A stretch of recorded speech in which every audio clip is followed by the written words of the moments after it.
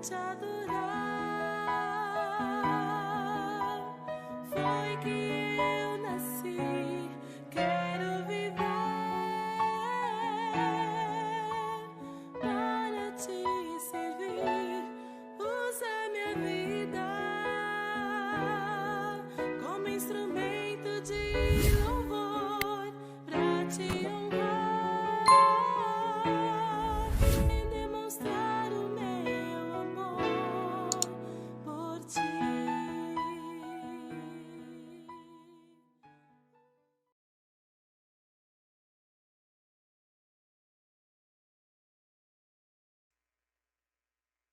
Bom dia. Começando mais um Café e Comunhão.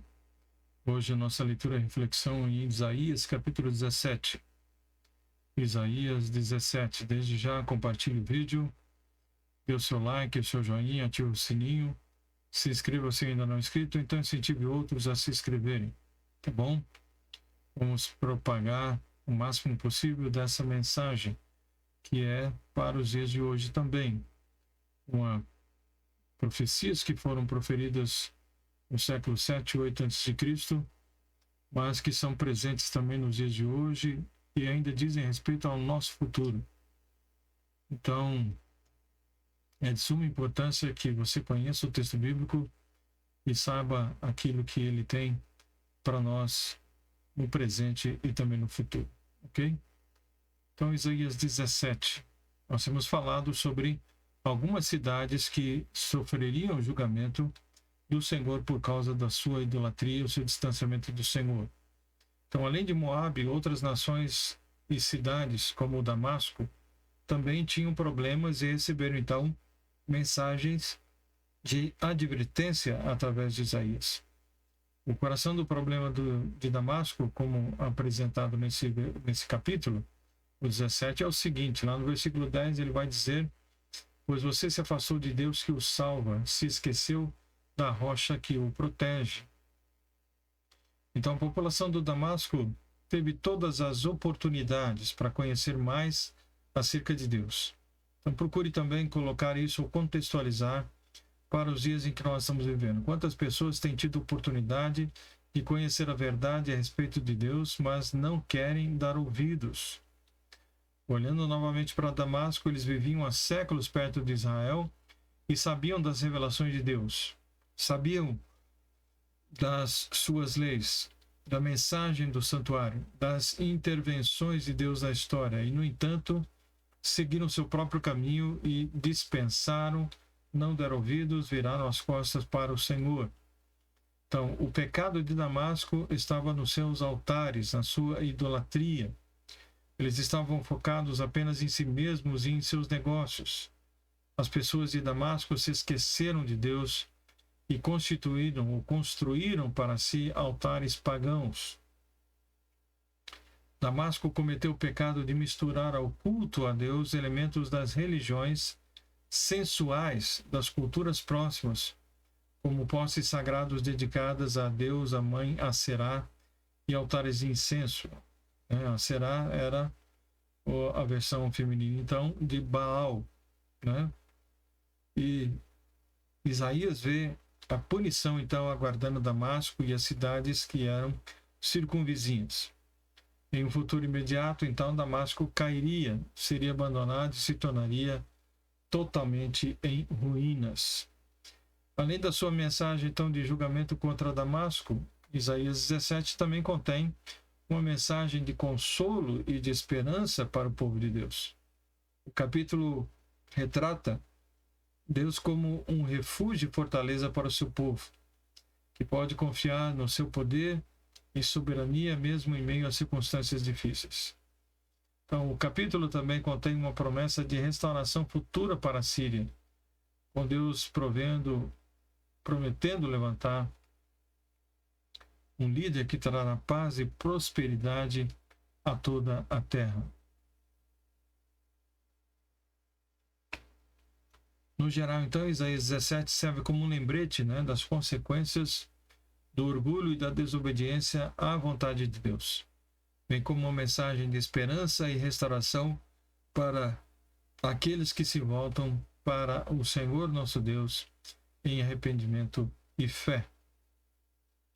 E é isso que nós vamos passar a ver a partir desse momento no texto bíblico, que diz o seguinte: recebi essa mensagem acerca de Damasco. Vejam, a cidade de Damasco desaparecerá. Ela se tornará um monte de ruínas. As cidades de Aroer ficarão desertas, rebanhos pastarão nas ruas e ali se deitarão sem que ninguém as espante. As cidades fortificadas de Israel também serão destruídas e acabará o poder do reino de Damasco. Tudo que restar da Síria será o mesmo destino da glória de Israel, declara o Senhor dos Exércitos.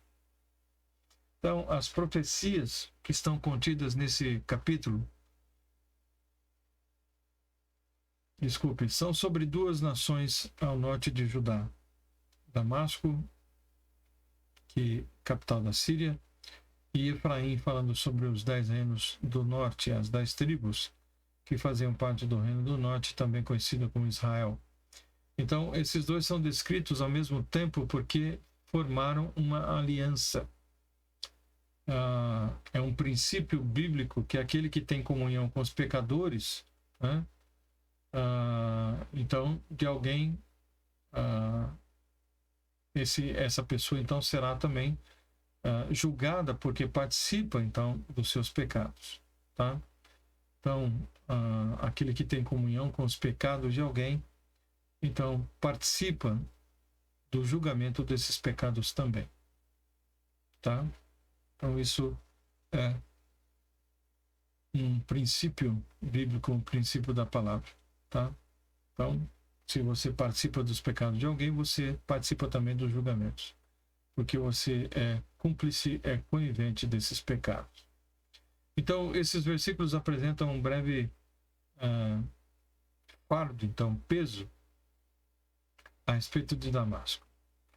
O julgamento novamente realizado pela Síria não é apenas sobre Damasco, capital de Arã, ou a Síria, mas também sobre as cidades de Aroer, como nós vimos, né? Então, o julgamento fará com que toda a terra fique completamente deserta, para que os rebanhos, então, possam se deitar ali sem se assustar. É o que nós vimos no versículo 2, né? Vimos aqui claramente: as cidades, então, de Aroer ficarão desertas, rebanhos pastarão nas ruas e ali se deitarão sem que ninguém as espante, porque não sobrará, né, pessoa suficiente para poder espantar. A cidade ficará deserta e esses rebanhos então é que estarão no meio das ruas, tá? Então, Damasco, ele está ligado também às tribos, né, do norte, as 10 tribos do norte. E isso fica bem esclarecido aqui no versículo 3. As cidades fortificadas de Israel também serão destruídas, acabará o poder do reino de Damasco, né? Então, fala sobre o conluio entre as tribos de Israel e também Damasco, tá? Então, nos dias de Isaías, Damasco está ligada a essas 10 tribos, tá? Então, nós temos essa declaração muito clara. Então, uma intenção comum implica um destino comum também.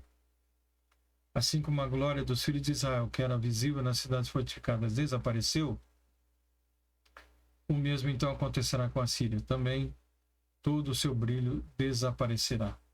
Então, por causa dessa conexão, o julgamento de Efraim segue diretamente nos próximos versículos, tá? Ele falando sobre esse julgamento.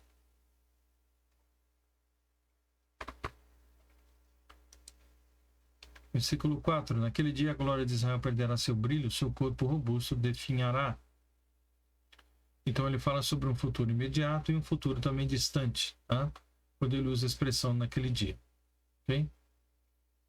Então, no futuro imediato, próximo, né, Israel realmente perdeu toda a sua glória, perdeu todo o seu brilho, o seu corpo robusto definhará. Em outras traduções fala sobre a pessoa mais robusta, mais gorda, né? E fala justamente sobre essa gordura, que era um simbolismo de prosperidade e de riqueza. Diz então que tudo isso vai se perder, definhará, né? A terra toda parecerá um campo de cereais, depois que os ceifeiros colhem as espigas, tá? Então, depois que os ceifeiros colhem as espigas, não sobra absolutamente nada. Ficará desolada, diz aqui, como os campos no vale de Refaim depois da colheita. Os campos de Refaim eram campos férteis, mas depois da colheita ficava apenas aquele terreno, né, sem nada que pudesse ser aproveitado, tá? Então, esse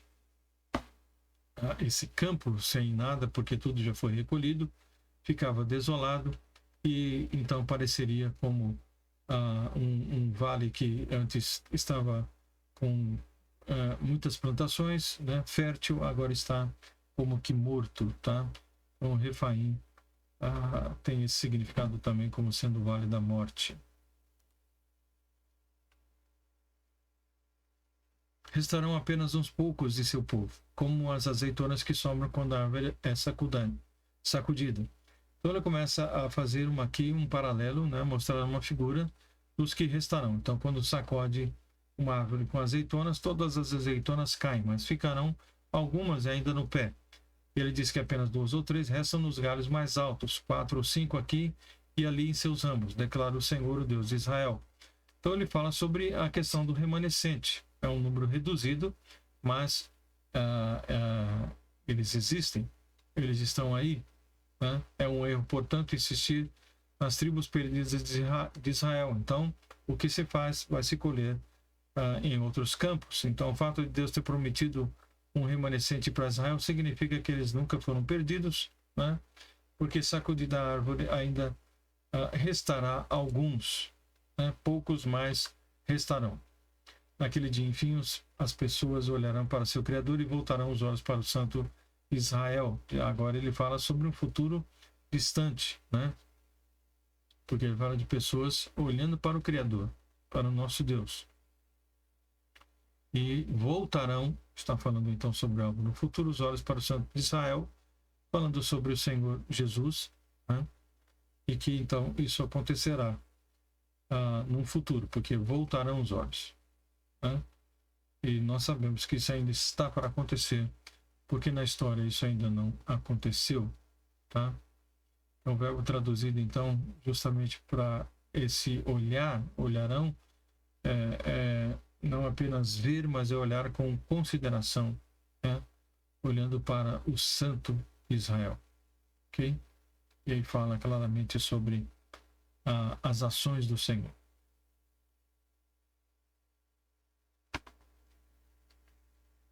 Não buscaram mais a ajuda de seus ídolos, nem adorarão aquilo que suas próprias mãos fizeram. Já não se curvarão para seus postes de Aserá, nem adorarão nos santuários idólatras que construíram. Por quê? Porque o versículo anterior diz que olharão para o Senhor. Tá? Então deixarão a idolatria e olharão então para o Senhor. Tá? A idolatria deixa bem claro aqui, né, que são ídolos que eles fizeram com as suas próprias mãos. E esses Aserás eram ídolos de madeira que eles próprios então fabricavam, tá? E adoravam aquilo então como sendo uma entidade espiritual, né, e superior, tá? Então os altares aqui são justamente lugar próprio de adoração desses deuses falsos, né? Então a Azerá era representada, como dissemos, por imagens de madeira, tá? Daí a referência sempre de bosques, né? Bosques ídolos, porque está falando desses materiais, ou desse material que é a madeira para a fabricação desses deuses, né? Então fazia parte também dessa adoração ritos sexuais, né? De culto a Baal entre o povo cananeu. Então ali era uma imoralidade que se praticava dentro de um contexto, né? Segundo eles, espiritual, para que pudessem realmente, dentro desses ritos sexuais, estarem atendendo aos desejos e propósitos da sua deusa Azerá. Suas maiores cidades ficarão como um bosque desabitado, como a terra que os heveus amorreus abandonaram quando os israelitas vieram para cá tanto tempo atrás. Tudo vai ficar desolado, tá? Então, vão se mostrar frágeis todas essas cidades como gravetos, né, do bosque, e serão totalmente devastadas, pois você se afastou de Deus, o Deus que salva, se esqueceu da rocha que o protege. Por isso pode até plantar as melhores videiras e importar as mudas mais caras. Pode ser que elas brotem no dia em que as puser na terra. Pode ser que floresçam na manhã em que as plantar. Mas você jamais colherá delas uma uva sequer. Sua colheita será apenas tristeza e dor contínua. Tá? Então, essa semente, então, se brotasse, iria ser para a tristeza deles, porque eles não colheriam em hipótese alguma. Tá? Então, eles ficariam totalmente desapontados com a falta da colheita e ficariam totalmente desolados e frustrados, porque a esperança deles seria a colheita e isto não vai acontecer. Tudo por quê? Porque vimos nos versículos anteriores, por causa da sua desobediência. Ouça, as tropas de muitas nações rugem como ruge o mar. Escute o estrondo dos exércitos que avançam como ondas estrondosas. Então, os grandes povos são as nações que saqueavam Israel.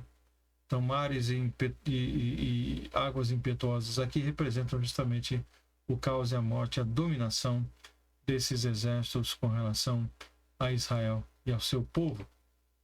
Embora rujam como arrebentação na praia, como palha, Deus os calará e eles fugirão, como palha dispersada pelo vento, como folhas num redemoinho, antes da tempestade. Tá? Então seriam todos espalhados. A palha, como nós vimos aqui, não tem vida, não tem valor, não tem estabilidade, era justamente para ser usada, para ser queimada. Então, quando Deus julgar os mares bravios, né, e rugidores aqui, que são as nações que tanto prejudicaram Israel, eles não serão mais do que montes de feno, né, arrastados pelo tufão do juízo de Deus. Né? O vento que passará sobre eles trará grande destruição.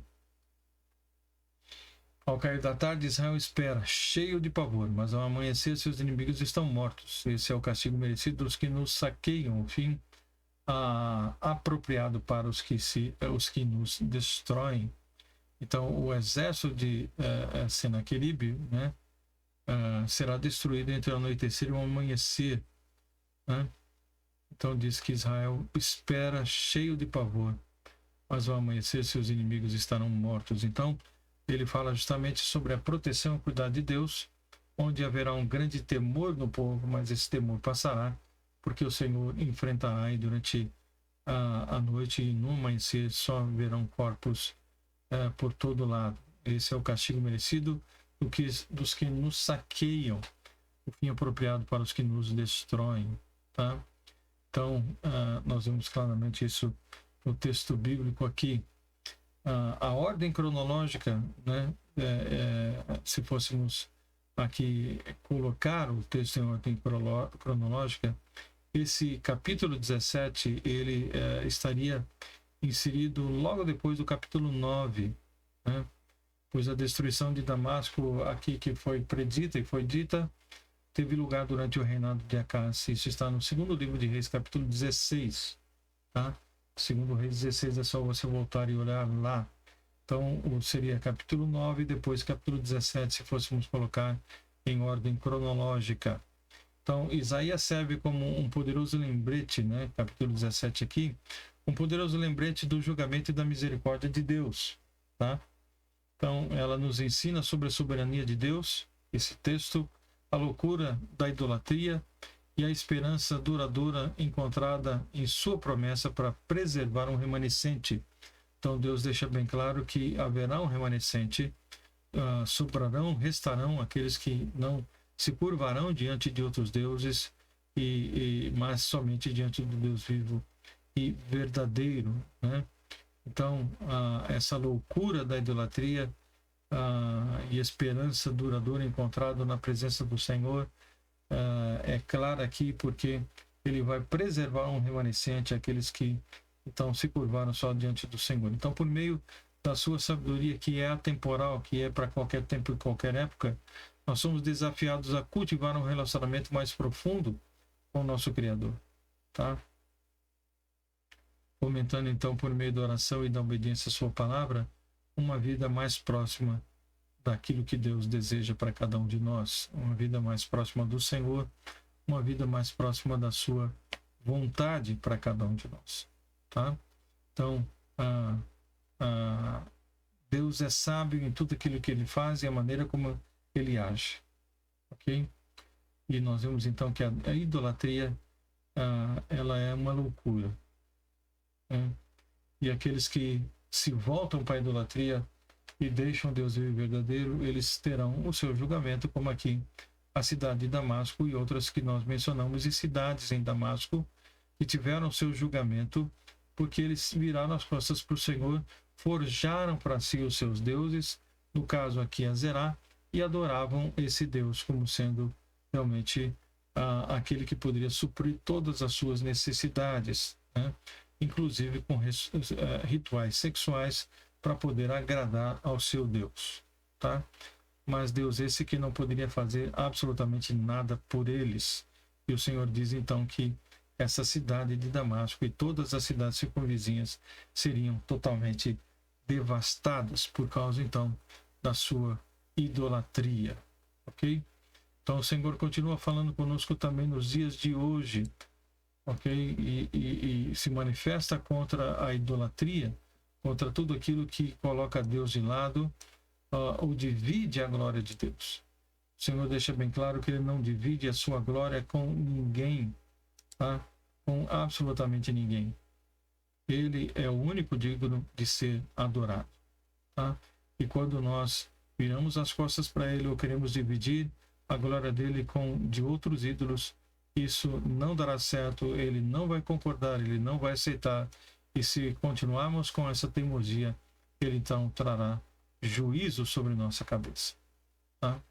Então isso que nós temos aqui no capítulo 17 de Isaías, que Deus possa falar no seu coração e que possamos entender que devemos ser amigos de Deus e andar lado a lado com ele, não repartindo a sua glória com mais ninguém, com mais nada, mas dando toda a honra e toda a glória ao Santo de Israel, o Senhor nosso Deus, o único Senhor, o único Criador de todas as coisas, tá bom? Que Deus abençoe o seu coração, que você tenha um ótimo dia, guardado e protegido pelo Senhor, e que você possa refletir sobre essas benditas palavras. Deus, obrigado por esse tempo juntos, pela tua palavra que é tão importante, e que ela, Deus, possa esclarecer a nossa mente e que possamos servir ao Senhor como o Senhor merece, não dividindo a sua glória com ninguém, mas trazendo gratidão, honra e louvor somente ao nome do Senhor. Oramos assim, em nome de Jesus. Amém. Que Deus abençoe ricamente a sua vida, né? E no nosso próximo vídeo, então, no nosso próximo encontro, nós estaremos juntos com o capítulo 18 de Isaías para podermos compartilhar do capítulo e refletir sobre o mesmo. Tá bom? Deus abençoe. Não deixe de assistir, não deixe de compartilhar, não deixe de pedir para que outros se inscrevam. Ok? Muito importante a sua participação para que possamos crescer, então, como canal. Um forte abraço a todos vocês e até o nosso próximo encontro.